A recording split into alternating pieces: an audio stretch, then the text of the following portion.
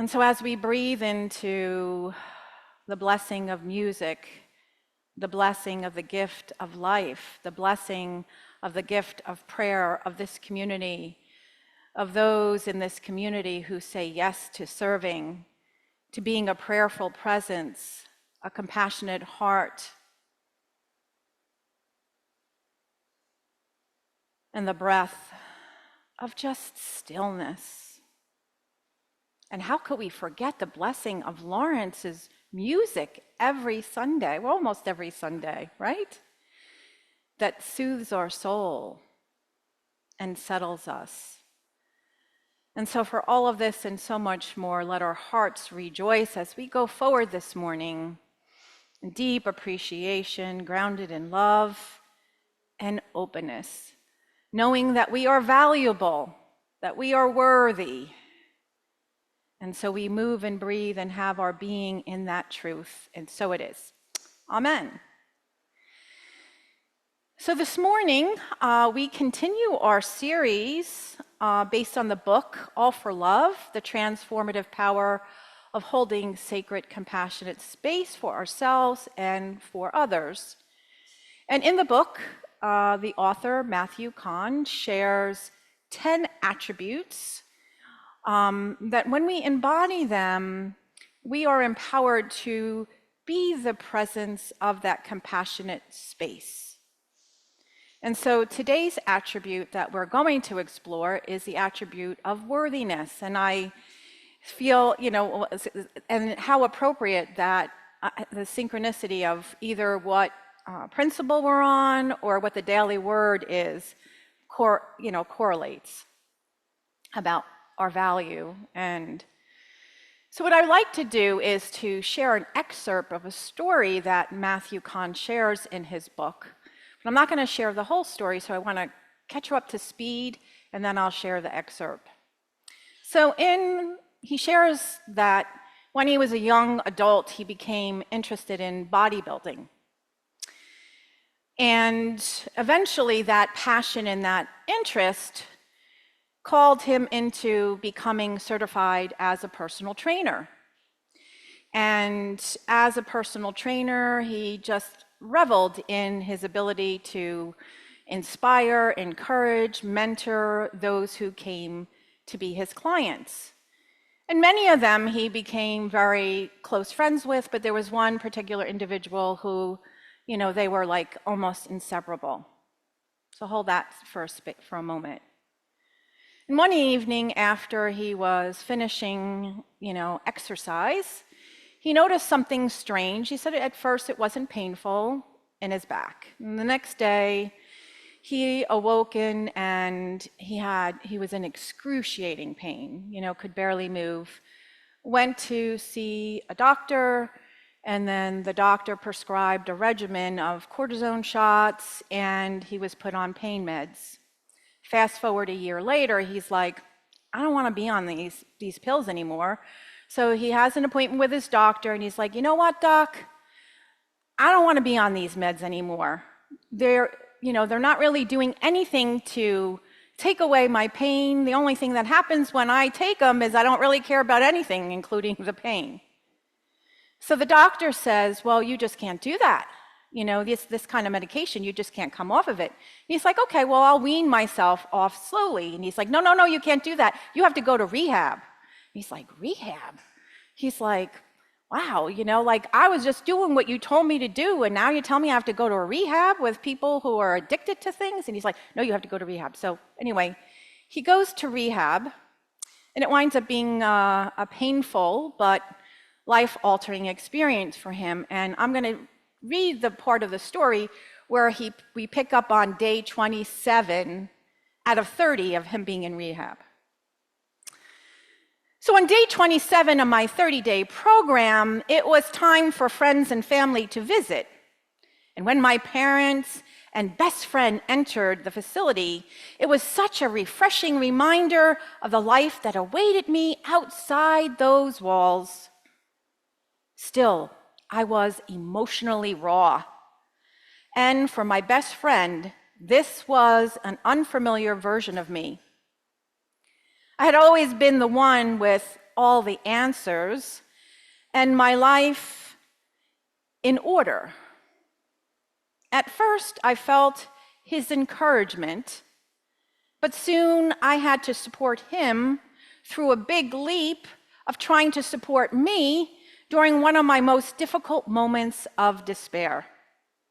I broke down. "I can't be in here anymore," I cried.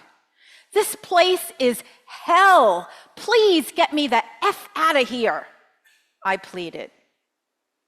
My best friend tried to level with me. "Hey, Matt, you only have 3 more days left."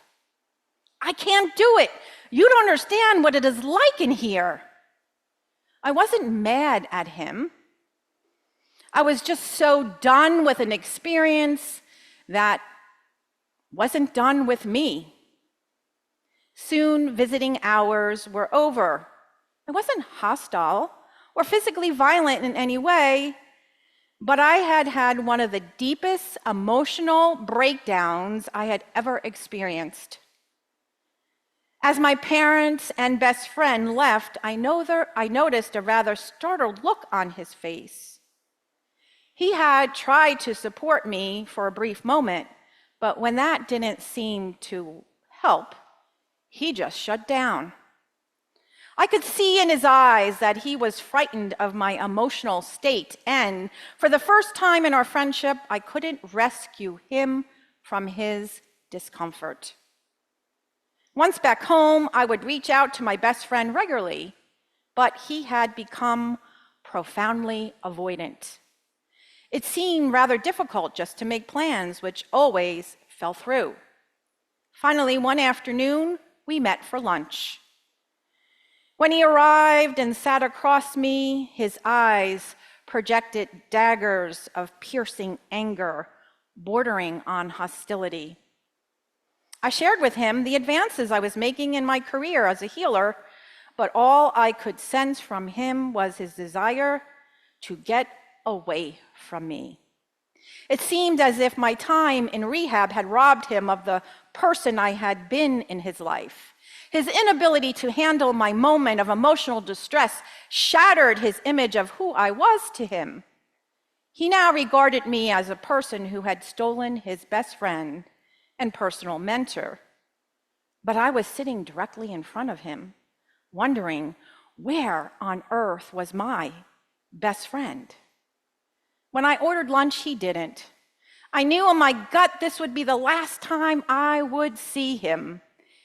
Even though I was the one feeling abandonment and betrayed from such a shift in our connection, I mercifully sensed he couldn't handle this degree of realness. I offered a humble smile as if to thank him for being a part of my life and the opportunity to be part of his journey. And then I said, well, this led to one of those awkward pauses that ironically felt quite comfortable to me. His walls of anger started to lower as I could see tears gather in his eyes, but he quickly composed himself and said, "I gotta go." This would be the last time I ever saw or heard from the best friend I thought I had. I was devastated. And so then Matt goes on to share that he took time to go deeper within and to deepen his spiritual journey. And at first, the only way he could handle what he felt was his rejection and abandonment, in a moment when he felt he really could use a friend, was he himself distancing himself and making a commitment at first never to be emotionally raw or real or intimate with someone again, as to avoid the pain he felt of rejection. But then as he began to go deeper inward to see what was it within him that was wanting healing, knowing that everything and everyone is our teacher, so to speak. And so what was the call for him? And he knew intellectually, yes, I am worthy. You are worthy. Everything is made of the divine. We are all worthy. And a lot of times that is a beautiful thing, and intellectually we believe it, but sometimes based on our old stories and wounds that surface from time to time in our lives, even when we're not realizing it. He realized that he was being called to a level of worthiness that he could embody and stand in that was not dependent on how others treated him, responded to him, his life experiences, whether he was in a rehab or not, whether he came from a dysfunctional family or not. And so he engaged in a level of love and self-compassion for himself. And he began to look at patterns of relationships. And he was noticing that these patterns in relationships was that he was the one offering support, the shoulder to lean, the shoulder he offered for people to lean on, and he would offer, his spiritual wisdom, his advice. But he realized that it was kind of one-sided, that he was in these relationships where it maybe wasn't okay for him to have his own needs, for him to be vulnerable.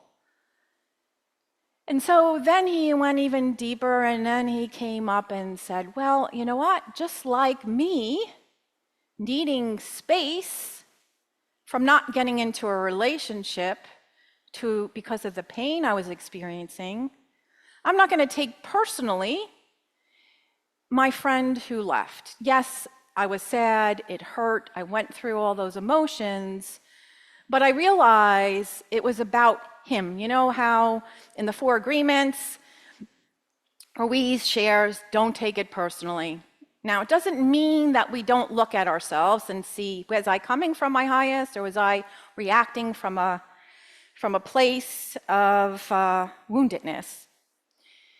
And so he began to realize that whatever he was experiencing, that his friend didn't have the capacity to process, to deal with.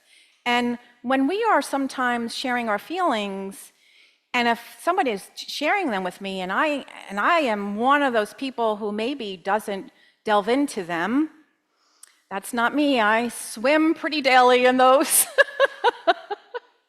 Anyway, but delving within, if you're not able to do that, when somebody is presenting and spilling out, that's like, whoa. And then you get labeled as crazy, or, when you're just sharing what's going on. So then he came up with this premise, and he says this: when someone fights his, her, their pain, you get pushed away. And that is also true of the opposite, right? When we are sometimes, because we have sometimes maybe been the distancers, right? And so the healing mantra that he says to himself when he senses that old story of rejection or someone else's behavior interfering with him standing in his own worthiness or taking it personally, he says, thank you for helping me understand the space you need. Help me for understanding the space that you need. And so what does it mean to embody the attribute of worthiness? And so before we go there, it's there. I'll stand here for a moment, although Zoom people may see it already. So what does worthiness mean to all of you? You can put it in chat. What does it mean that I embody worthiness?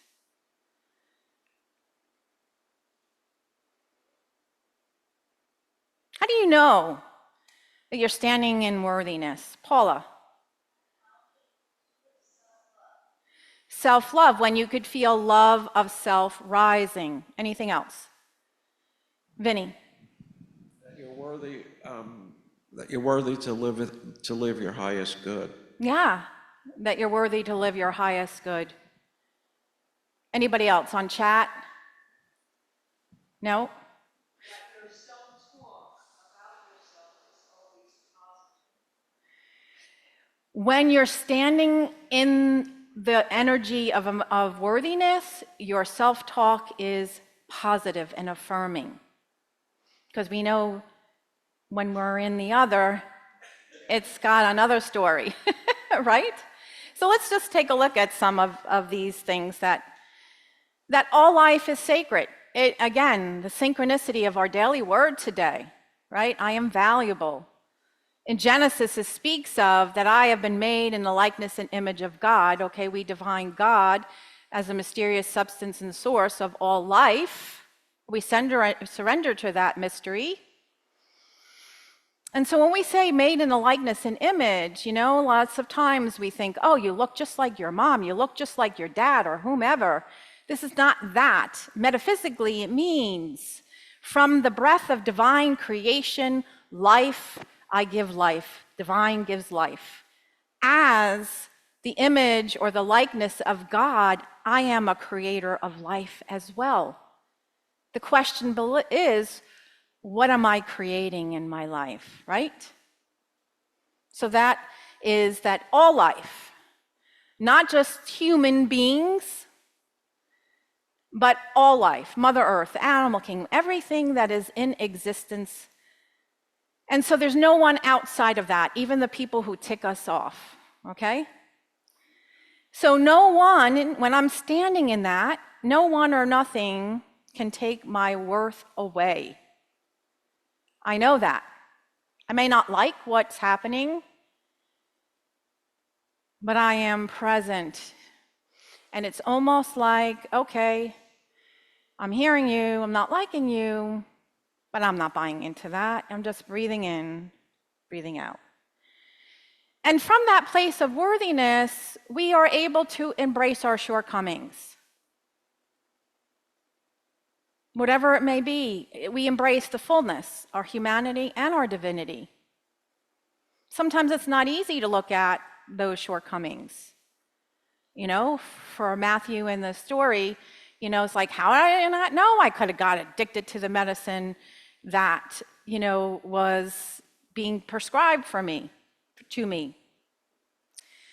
My inability maybe to forgive someone, whatever it may be. Maybe I'm a procrastinator, a perfectionist, whatever that may be. Am I able to embrace it and love myself anyway? And to be transformed by it, because it's a call to healing. And then I can offer mercy for myself and for others. And again, last week we talked about the attribute of mercy. And mercy is that, blessed are the merciful, for they shall receive mercy. What I am standing in consciousness, embodying, oh, so shall I receive. But mercy is compassion, but a particular flavor of compassion. It is the compassion that says, oh, this hurt me, but rather than dispensing condemnation and judgment, I will offer compassion. Sometimes that is close up, and sometimes that is in a distance in prayer. And we allow our wisdom to determine what will that be. And when we are worthy as well, we're in that embodiment of worthiness, we also know that we must remove ourselves from from malice, for unlawful behaviors that others may engage in, right? And so Matt shares this about that. So I want to take each one of these separately. So let's start with the first one. Another's tendency to withdraw, reject, and abandon a relationship with you is evidence of their suffering, and their inability to cope and grow from it. Now, I highlighted the word inability because all of us have divine ability. So, Reverend Angela, why are you saying inability? So what is referred here, right? When we are in stuffing or avoiding, I can't see, hear, or feel anything, no, you can't make me, that kind of energy, we are not of the right mind, so to speak. We are what? In our personality, we are in our egoic, and so from the consciousness of our intellect and from our personality selves, we cannot leap that jump. We are not able. The only way we can is if we are willing to shift inward and to surrender to that which is greater, and knowing that which is greater is alive right here and within me. And so let's look at the second paragraph. This occurs as their soul's way of saying, this body is too overwhelmed processing past trauma on a subconscious level to remain open in your presence. While you are a gift in my life, you are currently a distraction from the feelings you have brought up for me to experience. This is why I'm pushing you away, even if I am not consciously aware of it or able to put it into words. How many of you have experienced that in a relationship? How many of you have been, someone left, or you were like, see ya later? Now, again, we use wisdom, and sometimes we're doing that from the best place in our consciousness. So I want to highlight the word gift. You are a gift in my life. When somebody is acting in an abusive way, how the hell can we say you're a gift, right? So again, from what place in consciousness do we see it as a gift? Right? It's an awakening for me to say, oh, my worthiness is calling me forward here. I'm going to hold you in prayer, but I am not going to engage in this. And then to say, where am I being asked to grow and be transformed? And then the last paragraph, another's pain can be projected onto you even when you're trying to lovingly hold space for the healing underway. Right? You might be genuinely like holding compassionate space. Even with the best of intentions, you may be criticized, rejected, or abandoned as a way for others to avoid the pain they feel. The more you are able to see other people's behavior as more about their experience than your actions, the more your self-worth remains intact without you becoming an emotional doormat for them to walk on. Even though that what I have highlighted in gold there, it's more about them, not about you. Again, we're always checking in with ourselves. Because sometimes we do show up in quote unquote and not in our wholeness too, and say things. And so what is challenging about embodying worthiness? What is challenging about standing in that place, in that consciousness? So number one is that we are, I say this over and over because it's really the spiritual journey, it's the empowerment, as Charles Fillmore invites us into. Know the who from the what of you. The who is our personality self with all of its stories that we have made from the early conditioning. Just as Matt in his story shares how he learned to be a rescuer, savior, the peacemaker in a family where his parents were violently fighting all the time. Right? So he learned that as a coping mechanism. Now in that, he learned that a gift was born, that he did carry the archetype or the ability to be a healer, right? Whether it's through his prayer, his energy work, or whatever. But we know that with everything, when the shadow aspect of this, we have to be mindful what is the motive here? Am I doing it to be liked, to be loved, to get something? Or am I doing it because I stand here as the light of God that I am, with no attachments? And that's where you can figure out, where am I in consciousness? So understand your unworthiness stories, where you have been believing somehow that you were not enough. Was some challenging thing in school? Was it that you experienced, dis-ease at an early age or somewhere along your path? Were you somebody who was bullied? Were you in a household where there was a lot of addiction and somebody wasn't present? And so we've taken on, and you never realize how much that story comes up over and over again, just for me. Like now I recognize it sooner, right? You know, one of mine is that people don't have time for me, which goes back to early on, and I'll spare the details of all of it, but just a couple days ago, I called someone, and their significant other was away, and I left this, which I thought was a lovely message. It was, but, and then I didn't hear from the individual. 2 days passed by, so now I'm creating a story. But then I recognized the story, and I'm like, okay, you could choose to believe that story, or you could choose to just offer, like, do you really want to offer this love and kindness and reach out? And I'm like, yes, I do. So I call again and leave a message. Didn't make a story about get in the answer machine again. And lo and behold, yesterday evening, I get a phone call from this individual who shares some unfortunate things that occurred in this person's life over the last couple of days. And I'm like, see, you know, there's that story, making up shit again. It's like, no, but I didn't go with it because I chose again from something higher. And that is why it's important to know the who from the what of you. Know your story. Is that coming up again? Am I projecting it onto someone else?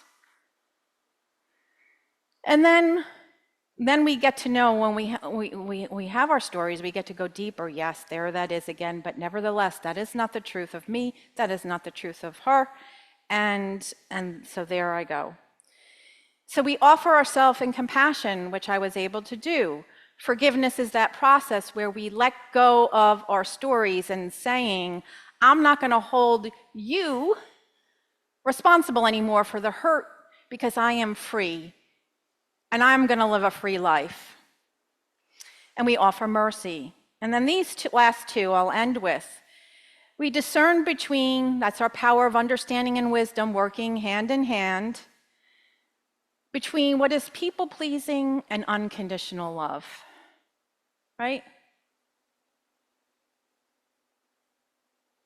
A friend offering a surprise party,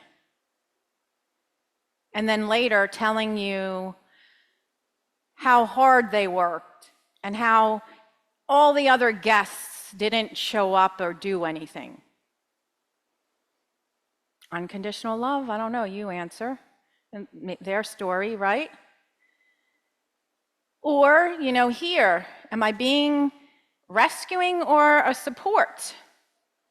Many of you know it could be as simple as this, right? Many of you know the little fur baby my son and his fiance has. And so I've gone over some weeks, sometimes 4 times, sometimes 1 time, sometimes 2, but I discern what I'm feeling I am capable of this moment. And then this past week, it was like, my body was really calling me to just, you know, do less. I was just listening to my body. And for a moment, it was like, oh my gosh, but I haven't been there. And I'm like, I wonder what's going on with the dog. You know, I was moving into, is he going to be okay? Moving more into rescuing than the joy of, I'm going because I want to go and be joyful with this fur baby, not because I'm going to rescue it from being there when I am not feeling up to it. So it's, again, as small as that. And I can relate to the story that Matt shared, although I was in my 30s at the time. I was a single mom, and I had this one particular friend now who, you know, who was actually started out to be my sponsor in Al-Anon. And it turned out to be like if I didn't call X amount of times, this woman would get offended. And then as my circle expanded and I met people in graduate school or went out with other people, she was married, had kids, she would get offended. Oh, you don't care about me anymore. And it was like, oh my gosh, wow. Like, I don't know if I need to have this energy as, I'm not trying to judge her, but like it was just, and so I would have my conversations of like, hey, I really respect you and I really care about you, but I need to be free to have more relationships than this friendship. And so lo and behold, I shared it numerous times. And then like that last time that Matt knew he was never going to see that person again, I had one of those experiences.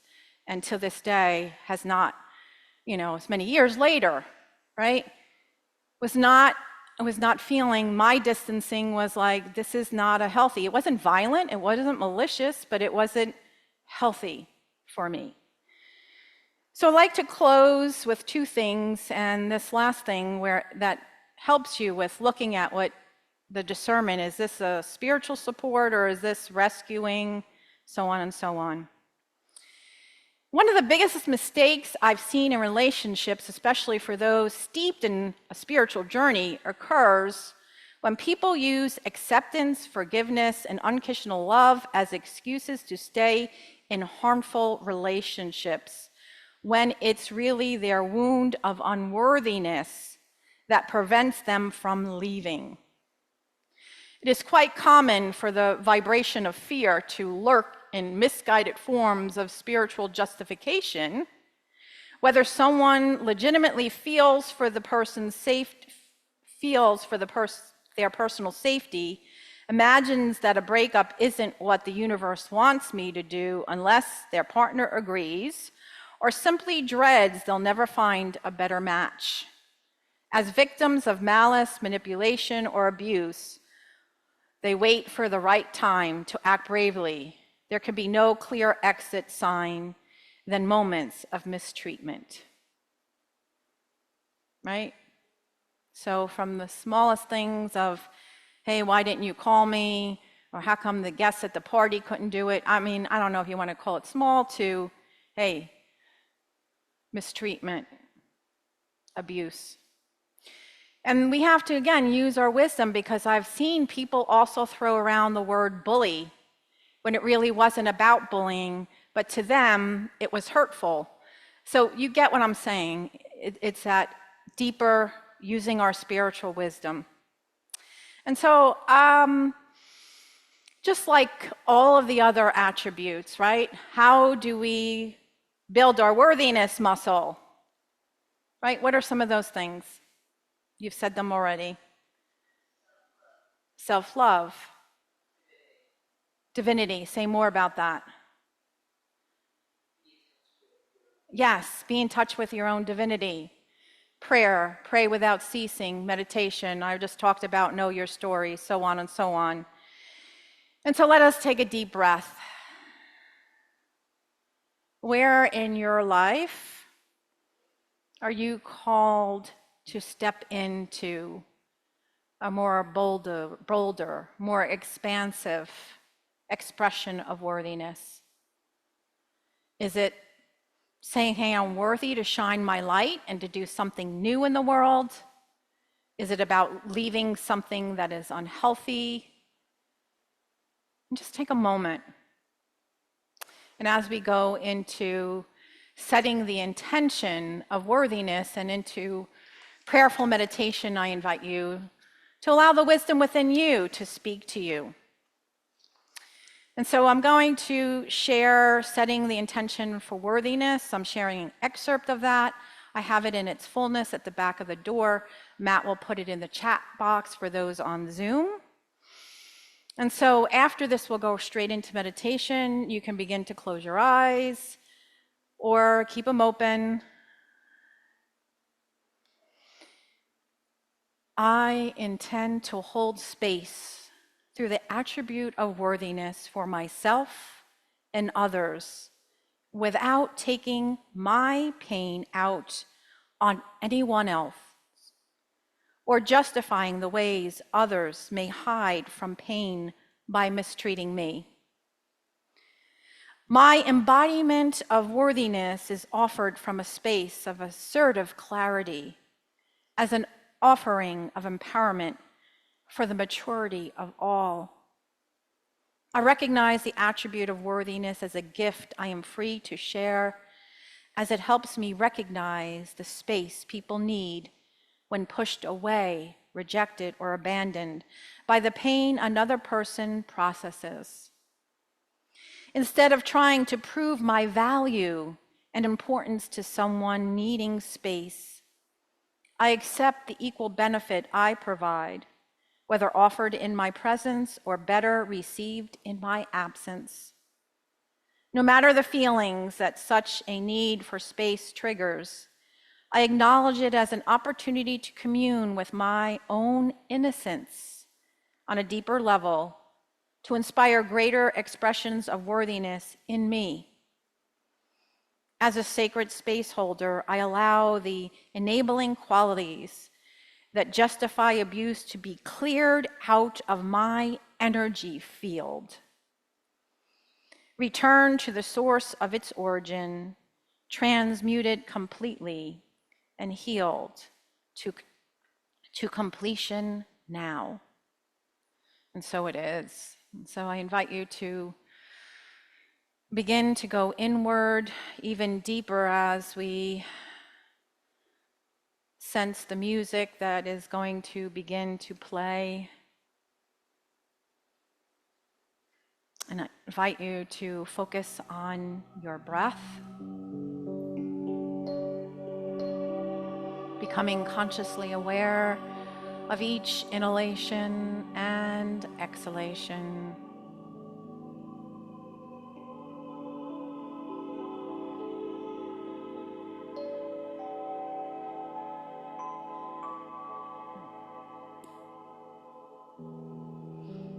And allow my words to be your words as we join knowing oneness.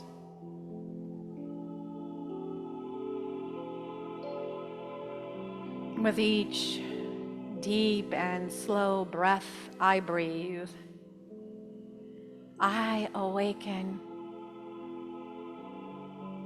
I awaken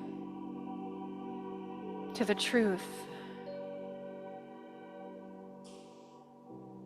to the allness and the fullness of divine presence, God, universal life force, source and creator, breath of all life.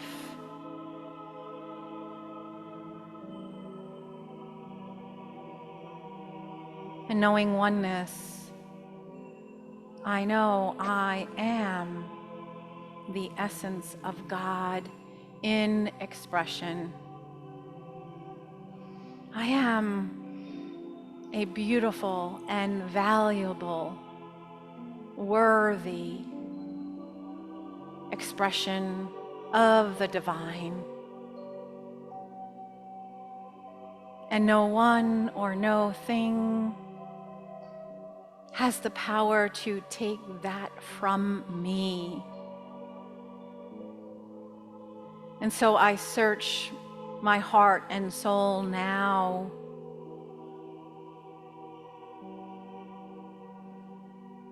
for the actions of another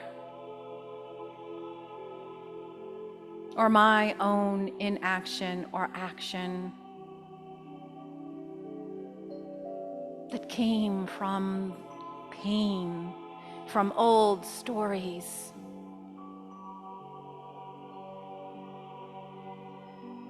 And I declare, I see you, and I will behold the message that you offer me from the highest place in consciousness. For God is, I am. I am awake, I am aware, I am wise. And through the power of spiritual understanding, I know and realize that my worthiness is a gift because it is the essence. And so as I embrace the fullness of my humanity with love and dare to rise in my divinity, saying unabashedly and powerfully and without conditions, I am worthy. Say it now. I am worthy. I am worthy. I am worthy of goodness, of love. And I stand courageously in strength and wisdom, and in that love, in that worthiness, to know when I am to offer my support close up or from afar.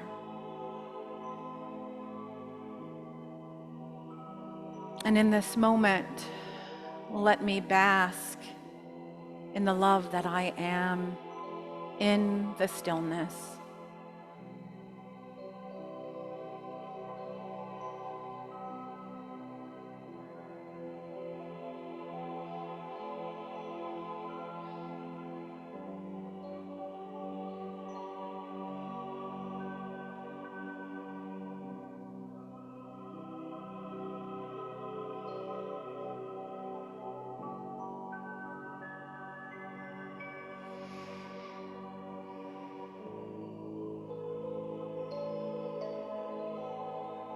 I am worthiness. I am the light of love, giving and receiving love freely, unconditionally, and with wisdom. And so let us all go forth with that knowing how precious each and every one of us are. And as we embrace that truth, let us powerfully be the light we have come here to be. And so it is, and so it shall be. Breathing that in and breathing it out, and putting our hands in prayer pose over our hearts, rubbing our hands together, placing our hands on our hearts and saying, I am worthy, I am worthy. And then hands one more time together, and now outward.